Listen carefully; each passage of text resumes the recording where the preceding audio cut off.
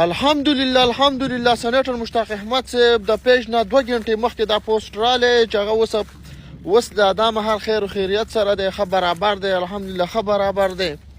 تاسو ما په وختنی ویډیو کې یو پیغام درکړی و چې دغه بېګا چې کومه حمله شوې نو دغه کې شپږو جهازونو ګرفتاري شوې ده، بقایا لا په خیر و خیریت باندې د 50 جهازونه دي. مشتاق صاحب یو ویډیو اوس دغه د ایله شیر شوله، د سکرین شاټ کې هم درته ښکاري، د ویډیو کې هم درته ښکاري چې 2 غنټې مخکې هغه د پیج نه شیر شوې ده. الحمدلله شیر کوي. دا مهال زمونږ او ستاسو صرف دعاګانې چې کوم دي دا په وس کې دي، صرف مشتاق صاحب ته او ټولې قافلې ته صرف دعاګانې کوو چې الله رب العزت په خیر و خیریت باندې ورسوي. دا مونږ ته پته ده، دا مونږ ته ښه پته ده که مشتاق صاحب د دې هر څه حالاتو نه روغ وځي ولته ومرسېږي، د هر څه په خیر و خیریت تقسیم هم کړي. بیا هم دغه د اسرائیل بچي دي، باد به بمبار به کوي، څه به کوي. د دې سړي نه په خدای یقین وکړه، زما خو د تمه قاطع شوې ده مکمل.